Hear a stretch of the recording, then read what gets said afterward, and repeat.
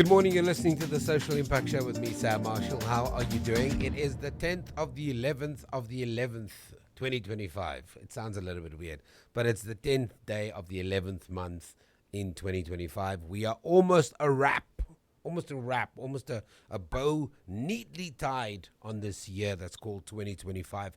And it's been an active year, believe it or not. It's been absolutely crazy. It's been a season and then some. As you know, Mondays to Fridays, it's a Social Impact Show with me, Samm Marshall.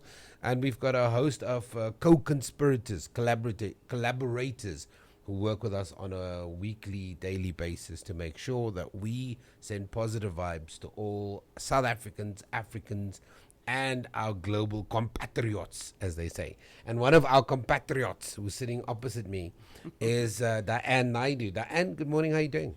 Sam, I'm wondering why you're smiling. It's Monday morning. Dude! It's Monday morning and we've got to spread the gear, or else we'll all be sad because the weekend is the weekend. You know, it's done and dusted. How's your week been? Has it been good? It was great. My garden is looking amazing. I've been enjoying the rain. As you know, it's always a chicken with my garden. Yeah. So very happy this morning. I'm glad to hear that. I'm glad to hear that you and your garden are sprightly. Okay, so what's our mission every week? If you're listening for the first time to Gauteng's official feel-good radio station, what are we doing with the Triple P bottom line Unplugged? So every Monday, as you know, listeners, between 9 and 10, we chat to people about planet and prosperity. Those are the Triple P. That's the Triple P, right? And every week we try to engage with people who are changing the world in some shape or form. Those are the people we wish we could be. We're the storytellers, right, Sam? We just the storytellers. You're a better storyteller than me. I know. I'll take that. Thank you. But there are people doing amazing Monday humility work. in full action. Yeah, you were saying? So every Monday we chat to people who are using their lives to change the world that they live in. Hundreds. And this morning we have someone who's actually joining us from Cape Town. I thought since we are both... The mother city. The mother city. Pum, pum, pum, pum.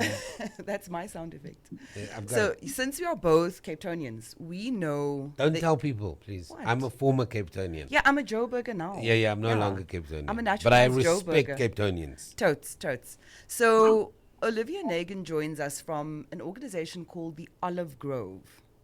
And I really like it. She's taken it upon herself. I mean, I don't know why anyone would choose to do this because it's so hard.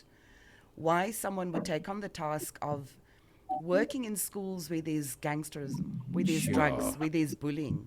I don't even know where to begin. And it feels like, I don't know if you saw the news report. So News from Africa says 260 gang-related murders between April and September. Other reports say the number's closer to 490. So if that's not cause for a state of emergency, for some kind of intervention, I don't know what is. But Olivia's here to tell us all about it. Good morning, Olivia.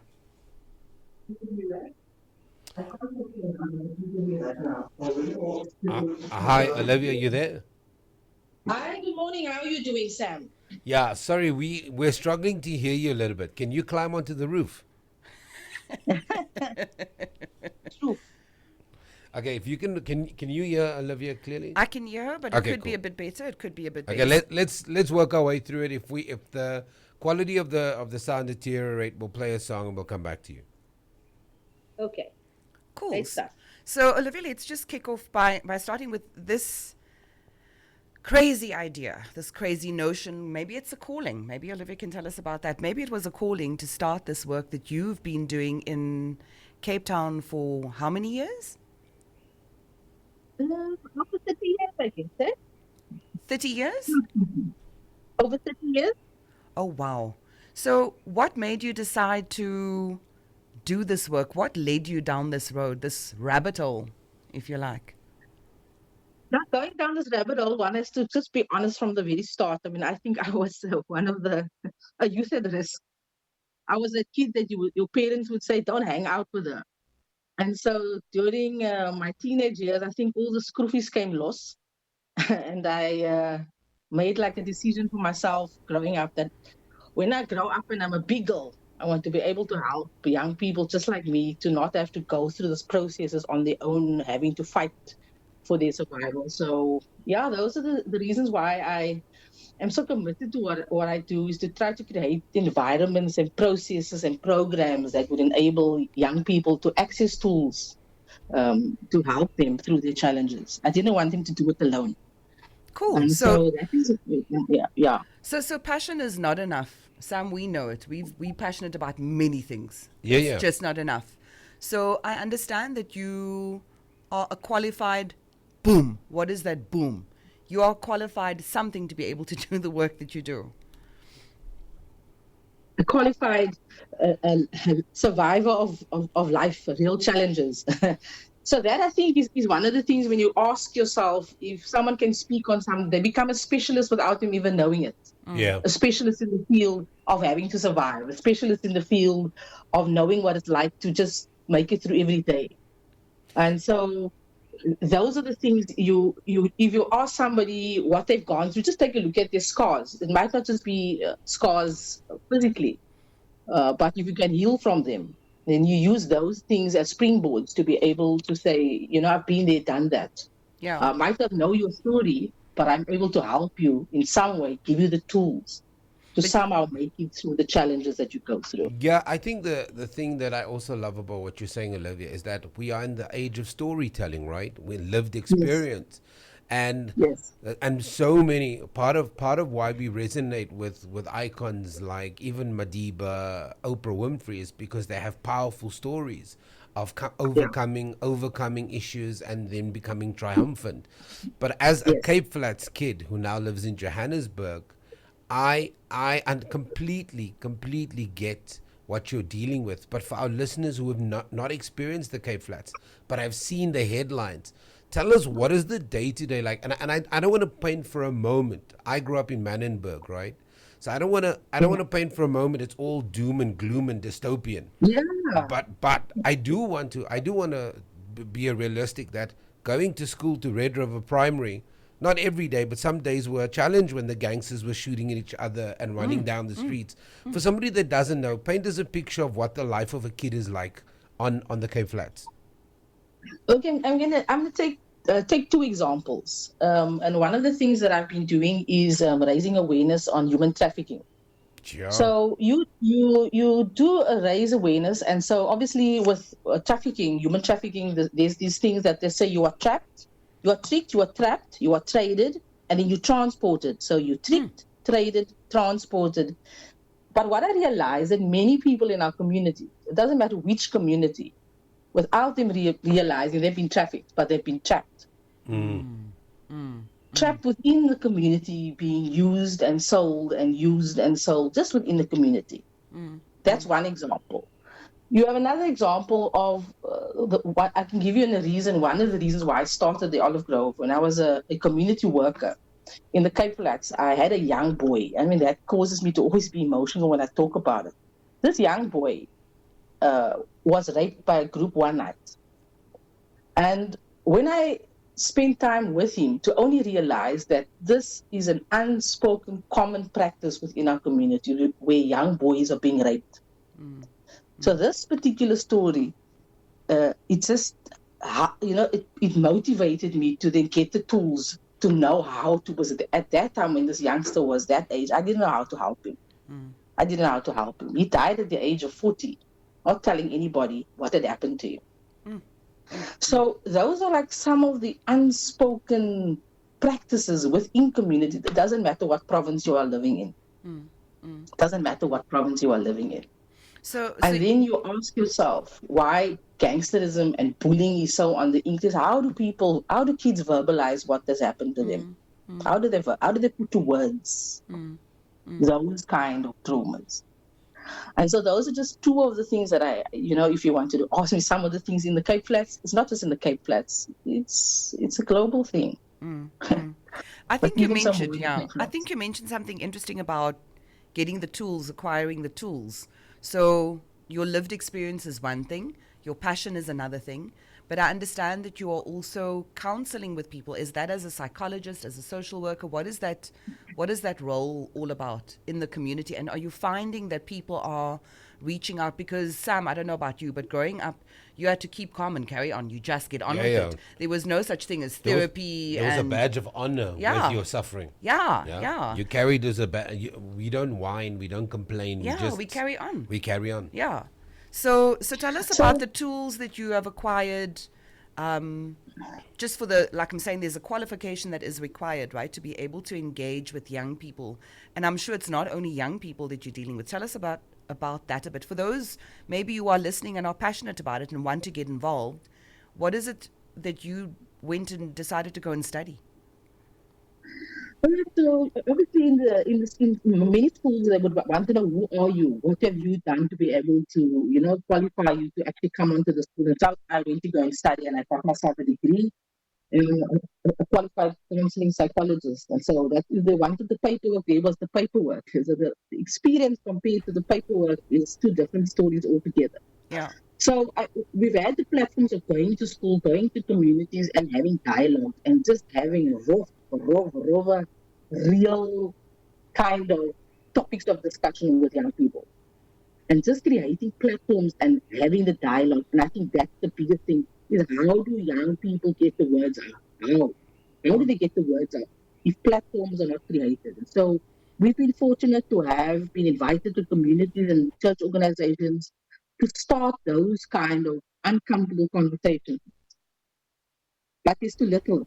There's too little platforms being created. And if I think about for a service as a psychologist, for example, you can't tell a family who doesn't even have bread to pay a session.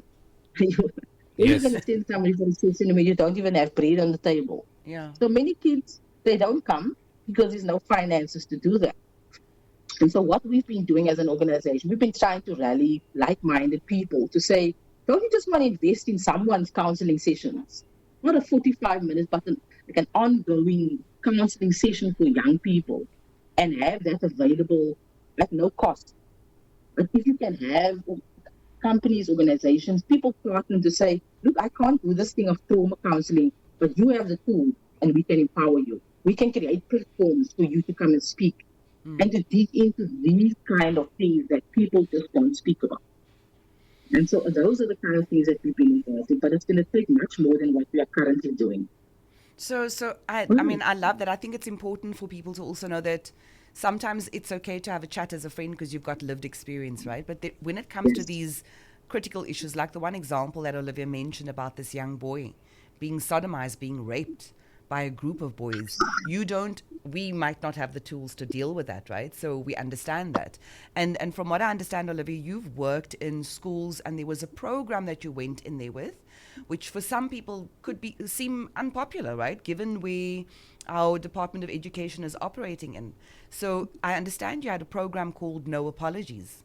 So what started as a sexual abstinence program that was being run. It's a global program.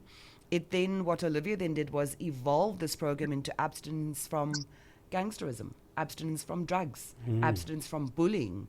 So Olivia, tell us about that engagement, going into schools and saying, this is what I'm offering to the kids. What was the response like from the educators, and what was the response from the kids to this probably unpopular thought of abstinence? Yeah, no, so the one example, I went into one of the holiday program within community on the Cape Town. And so we were running this no apologies, abstinence, changing your behavior kind of program for a couple of days. And there in the group, in this library that we did this program, was a gang leader with these young teenage boys that he was training. A gang leader in the school? Yes, no, in the area. He also came to the program. Okay. With these young men that he was training. And the topic of discussion, obviously at the start, it was about settling down. And this young man who was leading these youngsters, the message of abstinence and finding worth in who you are and celebrating who you are, taking care of yourself, it gripped him. You could see him transform throughout the session. So much so that he just showed these youngsters, you're going to sit still and listen now. because it was something for him. And so he came back. But at the end of the session, I went and I hugged each of them. And I held them for a moment. And I just said some things, which I always do when I hold someone. Hugged him and I said something about his work as a person. And all of the guys that was with him were young, trainee gangsters. I had to straighten up and at the same, I followed his example.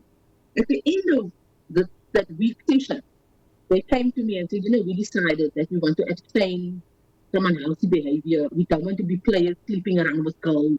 We want to change the way we do things. So if you could have just reached that 7 youngsters and the gang leader, that was something that impacted a generation. Maybe some whole family line was saved because one person decided to take this message and say, I can do this for myself too.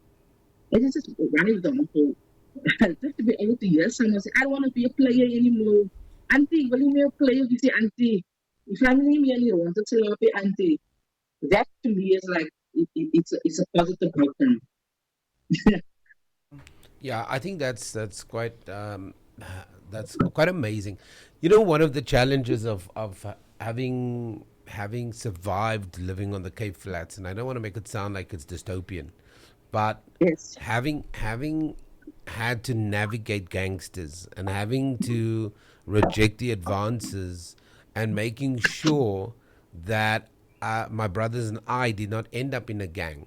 My mom was incredibly proactive, and yes, I still think that is a massive deterrent for roping kids into gangsterism. And unfortunately, many young men are looking for father figures.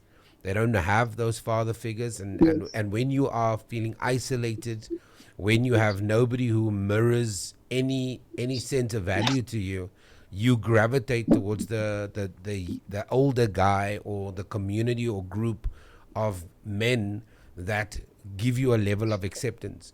How are we going to get the parents? And there are many amazing parents on the Cape Flats. There are amazing dads and moms that have lost their children in one way or another. But I firmly believe, and my mom has been, I don't care what anybody says, there is nothing more powerful than an active parent. There's nothing more powerful. Yes. Nothing.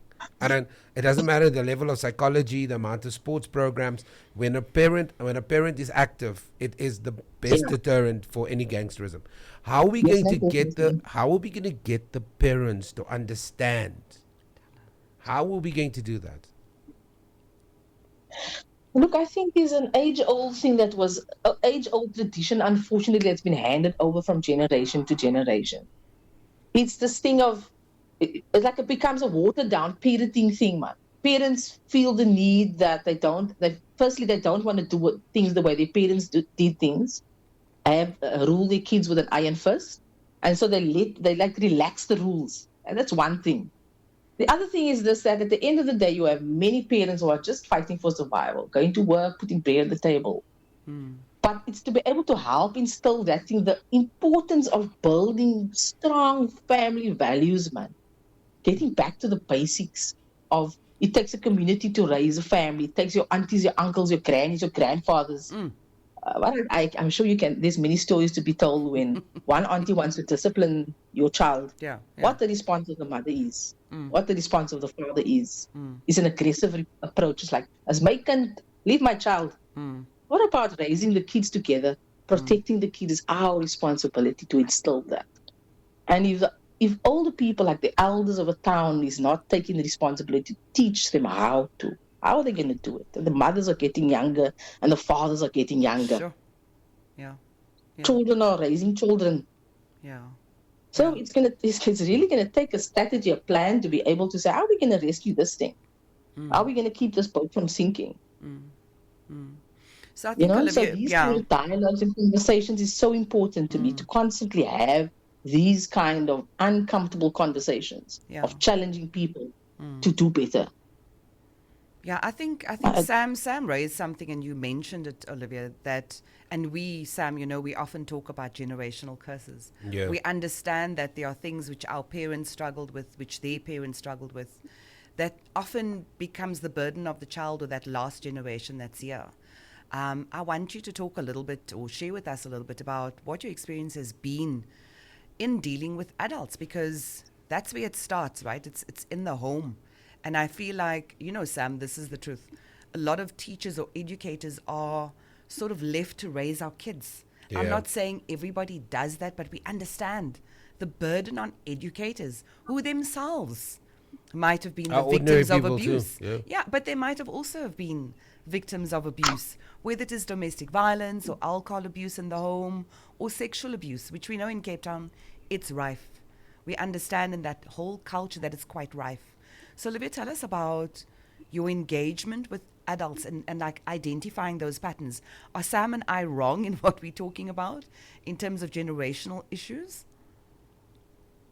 Look, I think you touched on a very important point, and I can just talk about, for example, this year of parents that I've done, the parents over the age of 40.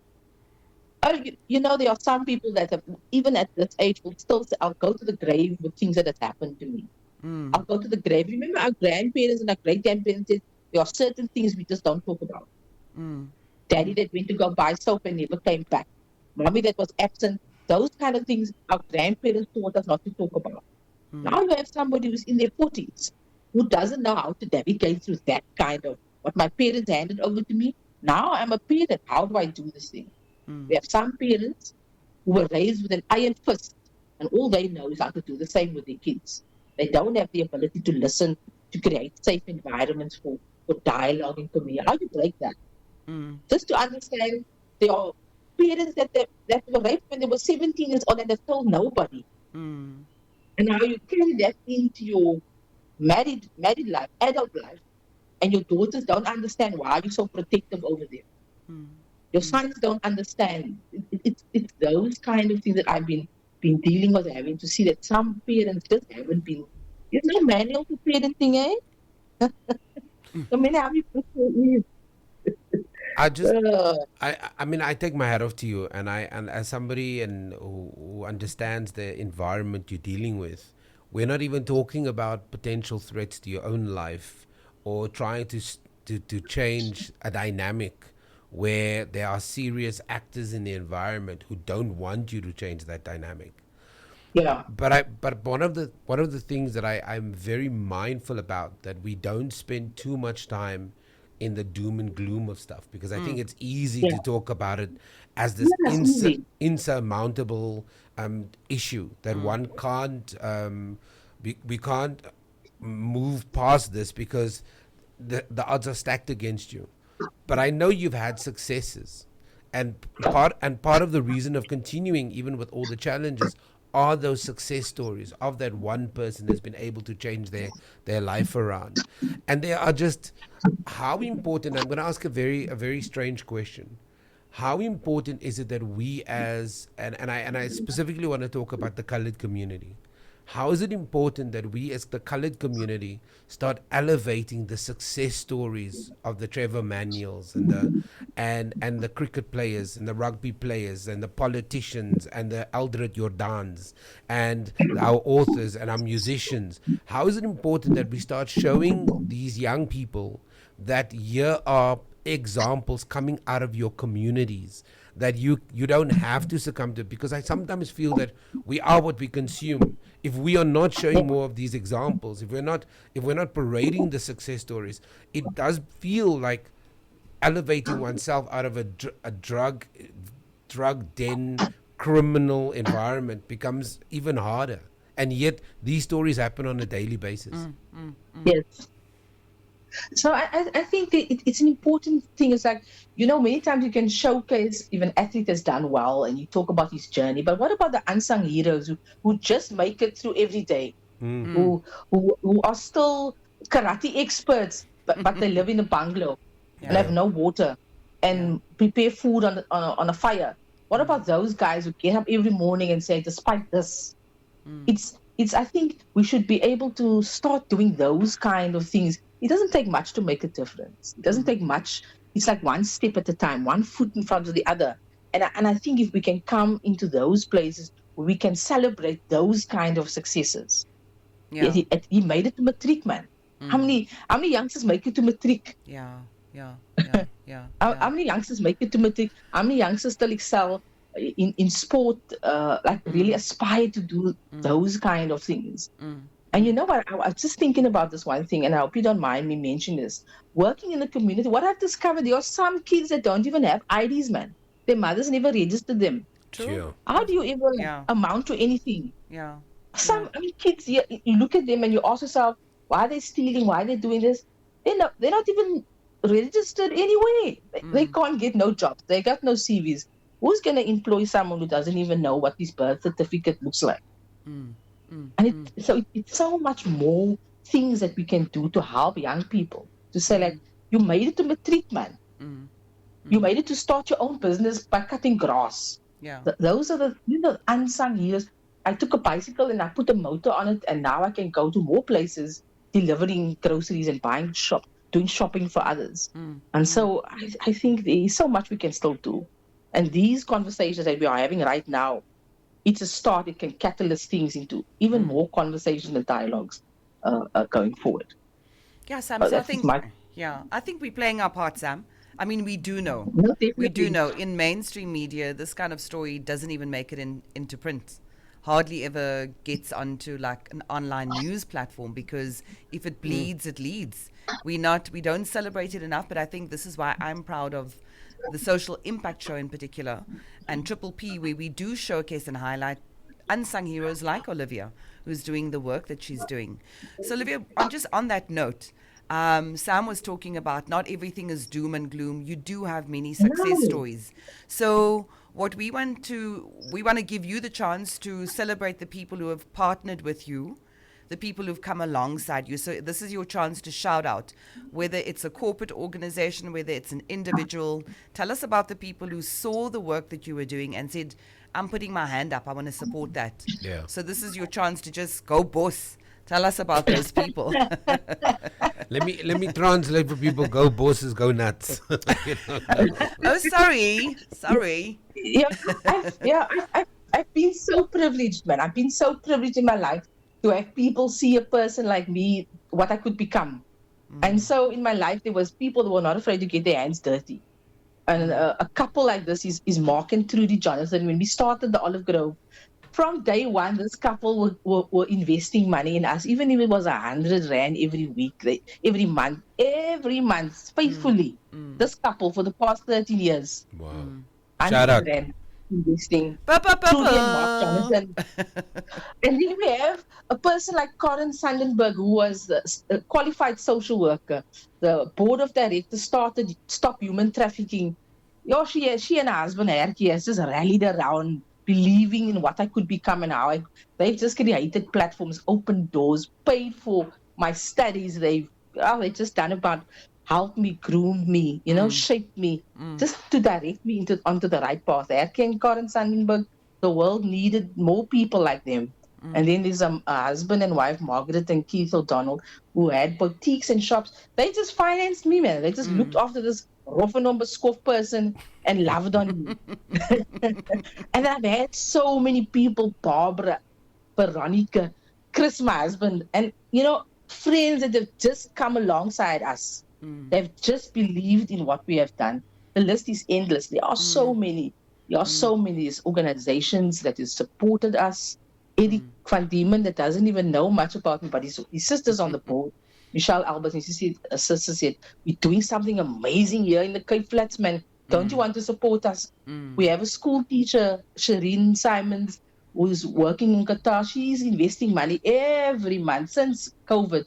Wow. Feed the people, she says, feed the people in my community, man. Give them a meal. Yeah. And so as she's been doing that, God has elevated her. And so there are so many people that just come and they bring lentils, man. They bring breads and some people bring clothes, they bring toiletries. There are so many of my friends and my family that's just so committed to this. And I'm just honored to have people walk alongside me. Olivia, It's amazing. Olivia, no, and shout out to those people. And I think, like Diane was saying, that part of the show is specifically designed to focus on building brand South Africa. Some of us are not going to move anywhere. This is the home. Have to make it better. We have to tell these stories.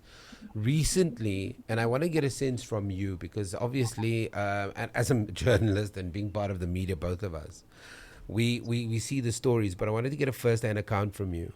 The Cape Flats at the moment in the headlines for all the wrong reasons. We're Yeah. seeing murders, deaths, shootings, multiple people. How, from the dialogues and the conversations that you're having, how inflamed is that situation? How are people? I can't profess. I came from the Cape Flats. I have not Yeah. lived on the Cape Flats in over 3 years. I have not driven Yeah. through. I've not been to Manenberg in 3 decades. I've not driven through Bonteheuwel, Delft. I think I'm always on the outskirts towards where my in-laws live, but they live in Belleville, so it's not Yeah. even in the same vicinity.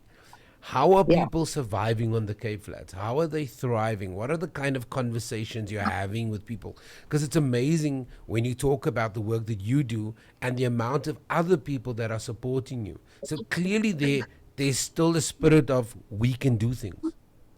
Yeah. And I give you some examples there. In the past 2 months, three of families that are very close to me have lost family members who were gunned down. Sure. One particular person is a partner of ours, which is Nadia and Clarence. Nadia heads up Groundbreakers, and they are in Ocean View. Yes, I know them. And we've been partnering together for the past 12 years. Nadia's sister was also gunned down a few years ago, and now a few months ago, her brother was gunned down. Nadia had to go and identify her brother, clean up his blood. But she still continues feeding Ocean View. She and Clarence, they still feed. They feed Ocean View. They still restore dignity. They still look after families, despite what they have gone through. They still stand strong. Sure. That the violence is not going to deter them. So Nadia and Clarence, as groundbreakers, they are partnering with. We're still helping to have food supply, food security. So through our partnership, we are able to feed so many families, not even in Ocean View, but in Lavendale, in Cabda, in Retreat, in Grassy Park, Pelican Park. We are still able, despite all these things, to still restore dignity to homes. And then you have my brother Ruben, who lives in the Nova Park, and they are still helping the aunties, man. There in front of him, people are being killed. Bullets have come through his house, through his door. But he still shows up. Him and his daughters, they still show up and do programs in the community. So, and we have Godfrey and Bronwyn, friends of mine, who still show up every week in Kevda, teaching kids about principles, values, good morals, and feeding them. Every week they are showing up. Godfrey used to be a law enforcement officer, and obviously he worked in Delft. He knows Delft. He's worked in areas, but they still show up. They still show up and say to these young people, there's another life besides this. And so there are many, many other people. They will constantly, they're not intimidated. We're not intimidated by the violence. We're not intimidated. We are heartbroken, but we will still rise. Every single day we'll get up to say we will impact generations, one life at a time, one child at a time, one home at a time. So, and then we have Beverly in Mitchell's Plain in the New Woodlands area, going from house to house, helping families. Beverly and her husband, they do a Rise Shine South Africa, and they are doing that, going into homes to rescue kids out of homes that are taken over by gangsters. So, we're not afraid of these things, man. We roll up our hands, our sleeves, we get our hands dirty because we understand, if not us, then who? If not now, then when? And Samm, so say? Yeah. So Now to say, the saying is Broek staan stil, jou baas is die bangie. That's just the way you do things. Broek staan stil, jou baas, die baas. And my people, the people that we've rallied around, we are not intimidated. We are pushing back. We are drawing lines. We are gonna. If not us, then who? That's my thing. If not us, then who? And so now that's I'm saying going forward. If that must be the way you theme today's talk that you are having, as Broek staan stil, die baas is die bangie. We're coming at this with the full weight. We're coming at this thing with the full weight. We are drawing lines and pushing back because we are not going to do it on our watch. Not going to be quiet.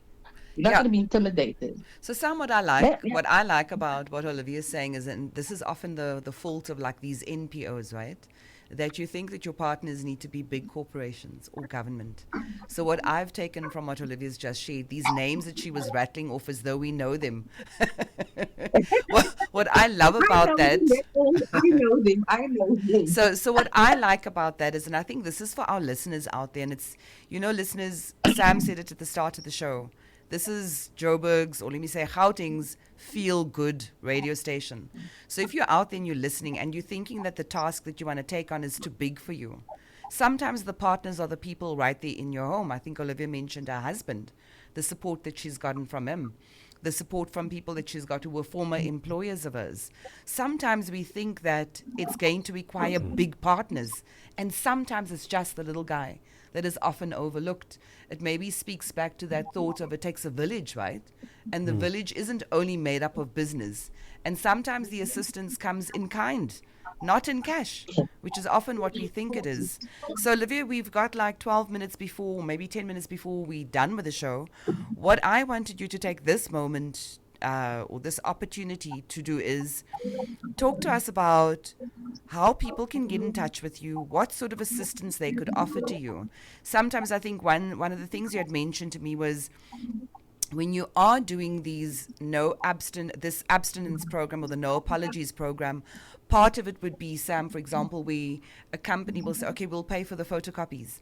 Maybe you're doing train the trainer, so we'll pay for those copies for you. Yeah. So that's one very Small significant interventions. Yeah, but those small interventions make a big difference. Massive difference. So, Olivia, this is your chance to say, if people want to get in touch with the Olive Grove, number one, where do they find you? And number two, how can they get involved? Again, I think I've just referenced the trainer part of it, because the mammoth task is too great for one person. Even all the names that Olivia's just mentioned is not sufficient, not adequate to cover all, to tick all the boxes, to fix this issue in Cape Town. Talk to us about that, and we've got 5 minutes to get through that. Yeah? No, great stuff, man. I was like thinking about just maybe to mention we've launched a project called House to House. Going from house to house, breaking bread, meaning just adding value and restoring the dignity of homes. So what we started to do this past couple of weeks is we dropped off furniture, we dropped off crockery, we dropped off cutlery, we dropped off toiletries, we dropped off food. And so those are the things we're going from house to house, trying to identify homes. And then, in the day and age, people don't have toilets, just roll on, man. We used to use sunlight soap back in the day, green cookie sunlight soap for everything. You brush your teeth with it, and use it as a roll-on. But you know what a thing of roll-on does to somebody? Soap and a face cloth, pair of socks, a blanket, a pillow, a sheet, a towel. So it's those kind of things. It doesn't mean that you need millions to help us. Oh, the millions will do. I need $1 million a day, actually. But it's the small things, man. It's the small things that just adds value. So what do we need? We have so many needs in our community. How can you help? What do you have in your hand? What do you have in your hand? What is in your heart? What is it that you wanted to do, but you don't feel that you're adequate to do it? There are people that can do it on your behalf. They are in places that's an extension of your heart, an extension of your hand. So we'd like to train more people. We'd like to have more platforms to be able to, have these kind of dialogues. And then also what people need, what I think is important is this counseling, man. This trauma counseling, more of that, raising up more people. Just like the strategist, the architect, the builder Nehemiah, he said, to rebuild the city, you raise up people in front of their homes, and they take care of their homes, their roads, their streets. I like that. That's what we need. We need manpower, we need resources, and we do need the wealth of the nations to be able to do it, because you cannot do anything without the money. You cannot do anything without the resources. And so where your heart is, what is in your heart? What is in your heart and what is in your hand? If you don't know where to extend your hand, extend your heart, the Olive Grove with its partners are in communities doing those kind of things. So what is it that you can do? It doesn't take much. Yeah. And kudos to you, Olivia, and to your team. And I would just sometimes we do get a very slighted viewpoint of what's happening on the Cape Flats. And I think the important point is to your point again is that we need to elevate these conversations, because South Africa isn't the basket case, or Africa isn't the basket case that people think it is. There are just too many good people that are doing amazing stuff on the ground, and it's a great way to start a Monday. It's a great you've given us such amazing emotional fuel for the rest of the week, because Diane was saying something super interesting before we started the show. And we were just talking about, life is lifing at the moment. And she was saying that, but at least we're so privileged that we wake up in warm beds. We wake up with roofs over our head. This is before the show, before we had this conversation with you. She was saying that there are things that we can really be thankful for, because there are people grateful for, because there are people in worse situations than we are right now, this moment. Yeah. And just to say something about Cape Town, man. Cape Town is the mother city. This mother city is mothering. We are the many-breasted ones. We are full of capacity to mother our city. They must just know that the mother city is mothering, man.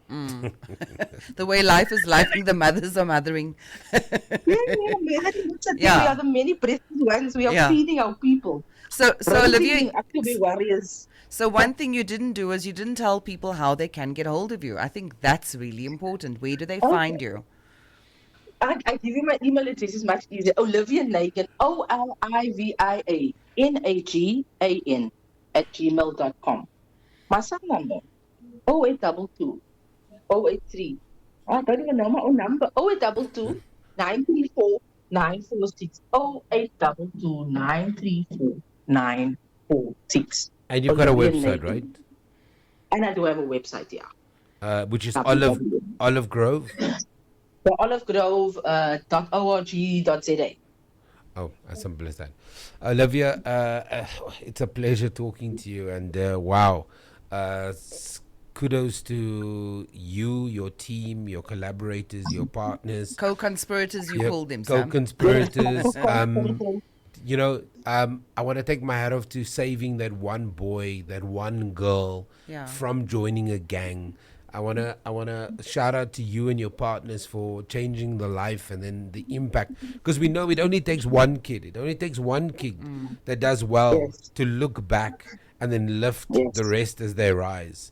So we know it only takes that one person. We've seen it so many times where one child is the first to go to university and then looks back and then pulls up their siblings. And then years later, you've got an entire family who's now generationally they're going to university, they're getting an education, they're moving out of those communities and then finding ways to plow back. Or in some instances, they stay in those communities so they can elevate them like you've done. And so I just want to say shout out to you and for what you guys are doing. Yeah, so I'll add my shout out to that. I'll add my shout out. So Sam, as we've been chatting, we come from Cape Town. Now, I can't lie. I'm very emotional just hearing all of these stories, because it's where we grew up, right? And for us to hear that this is what people are living through every day, it's soul destroying. It's gut wrenching. But it does inspire hope. Yeah. And like Olivia was saying, it's like, what have you got in your hand or what have you got in your heart? Because sometimes it's just a conversation. Taking the time to have a conversation with someone to change their lives. And I'll take that from Olivia as well, where she was saying it's just one life at a time. Changing generations one life at a time. So listeners, if you are out there, I'm not sure about you. I'm feeling super inspired.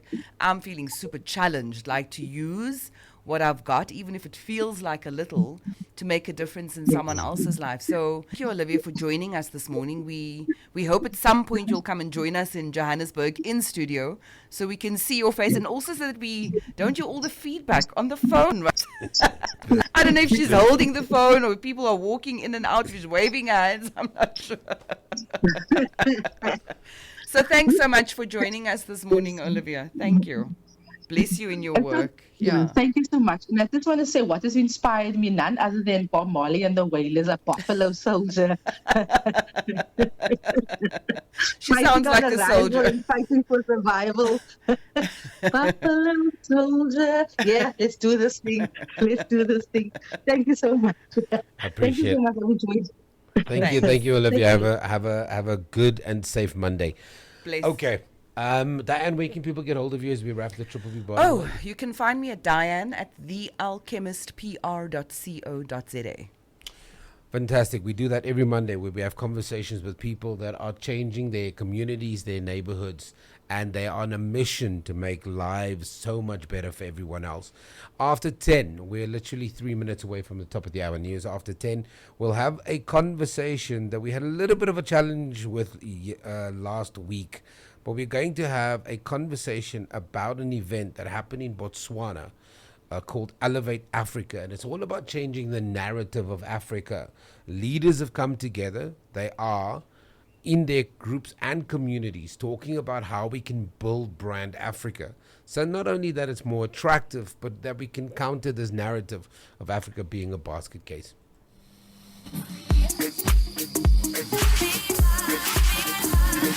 You're listening to 919.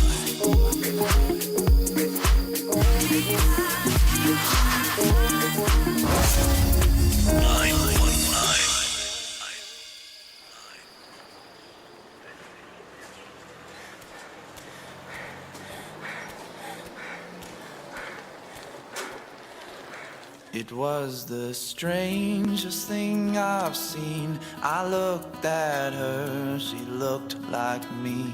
Although our heads were separate paths, we gave ourselves, we fused two hearts, we knew tomorrow.